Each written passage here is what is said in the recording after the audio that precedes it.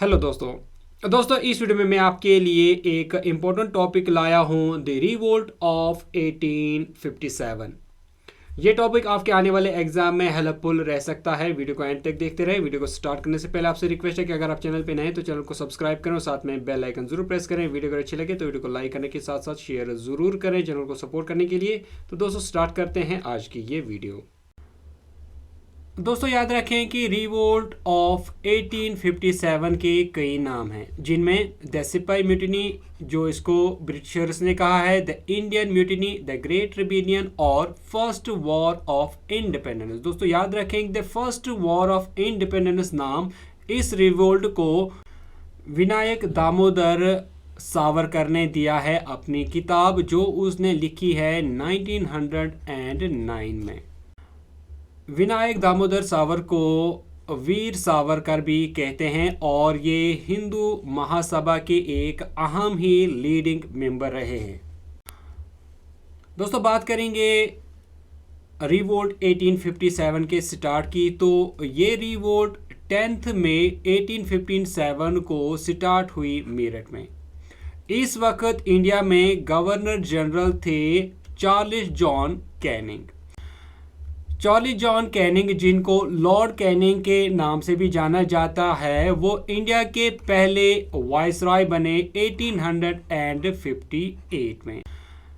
Charles John Canning, जिनको Lord Canning के नाम से भी जाना जाता है, वो इंडिया के पहले वाइसरॉय बने 1858 में।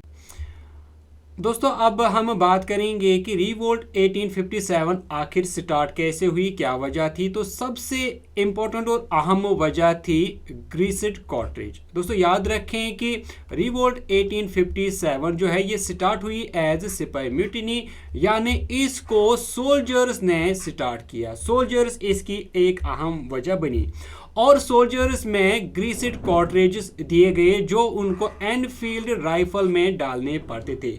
बताया ये गया, अफवाह ये फैलाई गई कि ये जो ग्रिसेट कॉर्ट्रिजेस हैं इनमें गाय और जो सूअर है उसका फेट मिला हुआ है, क्योंकि दोस्तों गाय जो है ये हिंदुओं की एक पाक जानवर मानी जाती है और इसी तरह जो पिग है ये मुसलमानों के लिए हराम है। इंडिया ईस्ट कंपनी में हिंदू भी काम करते थे एज सोल्जर्स और मुसलमान भी काम करते थे एज सोल्जर्स। तो इन दोनों ने यहाँ पर इन कॉर्ट्रिजेस को इस्तेमाल करने से इनकार किया, रिफ्यूज किया। दोस्तों अब हम बात करेंगे रिवोल्ट 1857 के एक अहम कैरेक्टर के बारे में जिसको आप अच्छे से जानते होंगे, वो है मंगल पांडे। मंगल पांडे 29 मार्च 1857 को जब बुराकपुर में पोस्टेड होते हैं, यहाँ पर उनकी ड्यूटी होती है, तो यहाँ पर वो इन कॉर्ट्रिजेस को इस्तेमाल करने से इनकार करते हैं और इसी सिलसिले में वो अपने 2 ऑफिसर्स के ऊपर हमला भी करते हैं। इन ऑफिसर्स में एक ऑफिसर का नाम होता है ह्यूसन, जिस पर पांडे जो है यानी मंगल पांडे फायर करते हैं, लेकिन ये जो फायर है ये मिस कर जाता है। दूसरे ऑफिसर का नाम होता है बेम्पेड बाग, इस पर भी ये गोली चलाते हैं, लेकिन अगेन ये गोली जो है ये मिस होती है और गोली इनके गोडे को लगती है और वो जख्मी होता है।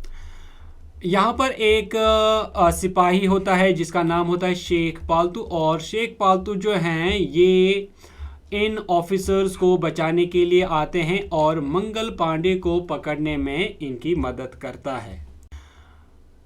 दोस्तों इसके बाद जब मंगल पांडे को पकड़ा जाता है फिर इसको फांसी दी जाती है 8 अप्रैल 1857 को, लेकिन पहले ये फांसी जो है 18 को रखी गई थी, लेकिन ये कुछ दिन पहले ही लाई गई और इस तरह 8 अप्रैल को मंगल पांडे को फांसी दे दी गई। दोस्तों आगे चलते हैं 9 मई को। याद रखिएगा कि मेरठ में तकरीबन 85 सोल्जर्स ने अगेन इन कॉर्ट्रिजेस को इस्तेमाल करने से इनकार किया और यहाँ पर इन 85 सोल्जर्स को 10 साल की जेल की सज़ा दे दी गई। ये थी कुछ वजूहात, लेकिन इसके अलावा भी कुछ वजूहात थी, जिनमें एक वजह ये भी थी कि इंडियन सोल्जर्स को ब्रिटिश सोल्जर्स के मुकाबले में इंफीरियर समझा जाता था। उनकी सैलरी भी कम होती थी ब्रिटिश सोल्जर्स के मुकाबले में, तो इंडियन सोल्जर्स में भी ये बात खटकती थी। दोस्तों, रिवोल्ट 1857 की एक और अहम वजह थी डॉक्ट्रिन ऑफ लैप्स, जिसको लॉर्ड डलहौजी ने बनाया था 1948 में। दोस्तों, आपको याद रहना चाहिए कि डॉक्ट्रिन ऑफ लैप्स एक लॉ था, एक कानून था, जिसको लॉर्ड डलहौजी ने बनाया था। इस लॉ के मुताबिक अगर किसी राजा, किसी बादशाह का अपना बेटा या बेटी नहीं होता था, यानी उसकी सल्तनत का कोई असल में वारिस नहीं होता था, तो ऐसे में जो सल्तनत है, हुकूमत है, रियासत है, वो पूरी की पूरी ईस्ट इंडिया कंपनी के कब्जे में चली जाती थी। तो कुछ बादशाहों के अपने बेटे नहीं होते थे या अपनी बेटियां नहीं होती थी, या उनके असल में कोई वारिस नहीं होते थे। उन बादशाहों ने कोई बेटा या बेटी जो है वो अडॉप्ट किया होता था, उन्होंने गोद लिया होता था। तो ऐसे में इन बादशाहों को बहुत परेशानी हुई इस लॉ से। तो अगर हम देखें इस लॉ से ईस्ट इंडिया कंपनी ने कितनी रियासतों या कितने प्रोविंसेस को अपने कब्जे में ले लिया, तो सबसे पहले 1848 में 17 को इसी लॉ के अंडर ईस्ट इंडिया कंपनी ने अपने कब्जे में ले लिया, और फिर इसी तरह 1849 में जयपुर और संबलपुर को अपने कब्जे में ले लिया। इसी तरह 1850 में बागात को, फिर उदयपुर को, झांसी को और इसी तरह नागपुर को इस लॉ के अंडर ईस्ट इंडिया कंपनी ने अपने कब्जे में ले लिया। यहाँ पर इन राजाओं के पास, इन बादशाहों के पास अपनी कोई संतान या बेटा बेटी नहीं होता था। तो इस लॉ से अंग्रेजों के खिलाफ इन राजाओं में एक बदले की भावना जाग उठी। दोस्तों, आम लोगों की बात करते हैं तो इंडिया ईस्ट कंपनी ने 1850 में एक एक्ट बनाया, और इस एक्ट के मुताबिक अगर कोई हिंदू क्रिश्चियनिटी मजहब जो है, रिलीजन जो है, उसको एक्सेप्ट करता था, तो उस को यहाँ पर इजाज़त दी जाती थी कि वो अपने एंसेस्ट्रियल जो उसकी प्रॉपर्टी है उसको वो ले सकता है। अदरवाइज अगर कोई हिंदू है और उसने क्रिश्चियनिटी को एक्सेप्ट नहीं किया होता था और उसका कोई रियल वारिस नहीं होता था, तो वो अपनी प्रॉपर्टी नहीं ले सकता था। ये आम लोगों में लॉ था, और इस लॉ के खिलाफ भी लोगों के दिलों में अंदर ही अंदर जो है नफरत फैलने लगी। दोस्तों, अब हम देखते हैं कि इंडिया में किस किस जगह रिवोल्ट 1857 को साथ मिला, किस किस ने इस रिवोल्ट को लीड किया। तो दोस्तों याद रखें, सबसे पहले हम बात करेंगे बेगम हजरत महल की। इसने लखनऊ में इस रिवोल्ट को लीड किया, और लखनऊ उस वक्त अवध का कैपिटल होता था। नाना साहिब जो कि पेशवा बाजीराव सेकंड के एडॉप्टेड सन थे, उन्होंने कानपुर से इस रिवोल्ट को लीड किया। नाना साहब के बाद नाना साहब के कमांडर तांत्या टोपे ने इस स्ट्रगल को कंटिन्यू किया। अगर हम झांसी की बात करें तो झांसी में रानी लक्ष्मीबाई ने इसको लीड किया। और इसी तरह दोस्तों याद रखें कि रानी लक्ष्मीबाई और तांत्या टोपे ने ग्वालियर पे यहाँ पर हमला किया और ग्वालियर को अपने कब्जे में कर लिया।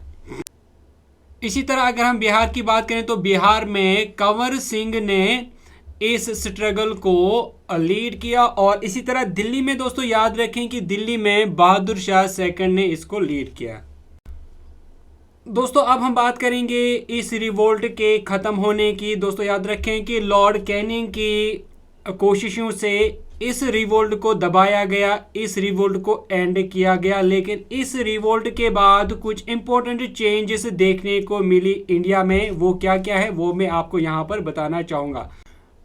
इस रिवोल्ट के बाद गवर्नमेंट ऑफ इंडिया एक्ट 1858 को पास किया गया, ये लागू किया गया इंडिया में। और इस एक्ट के मुताबिक ब्रिटिश ईस्ट इंडिया कंपनी का जो रूल है वो इंडिया से ख़त्म हो जाता है और यहाँ से इंडिया में ब्रिटिश राज जो है वो स्टार्ट होता है। इसका अनाउंसमेंट लॉर्ड कैनिंग इलाहाबाद दरबार से करते हैं 1 नवंबर 1858 को, जहां पर वो कहते हैं कि इंडिया में ईस्ट इंडिया कंपनी का रूल ख़त्म होता है और इंडिया की जो एडमिनिस्ट्रेशन है उसको टेक ओवर क्वीन विक्टोरिया करती है। और दोस्तों यहाँ पर आप ये भी याद रखें कि जब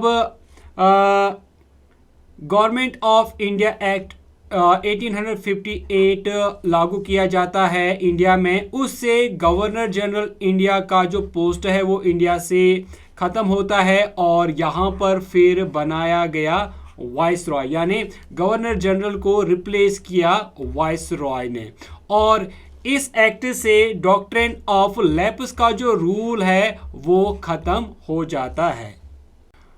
दोस्तों ये हैं कुछ इंपॉर्टेंट बुक्स के नाम जो रिवोल्ट 1857 पर लिखी गई हैं, जिनमें विनायक दामोदर सावरकर ने लिखी है the Indian war of independence 1857, जो अभी पहले ही हमने इसकी बात की। और उसके बाद अशोक मेहता ने लिखी है 1857 द ग्रेट रिवोल्ट। इसी तरह GB मेलसन ने लिखी है द इंडियन म्यूटिनी ऑफ 1857। इसी तरह यहाँ पर आप देख रहे हैं और भी कुछ किताबों के नाम हैं जो इस रिवोल्ट पर लिखी गई हैं।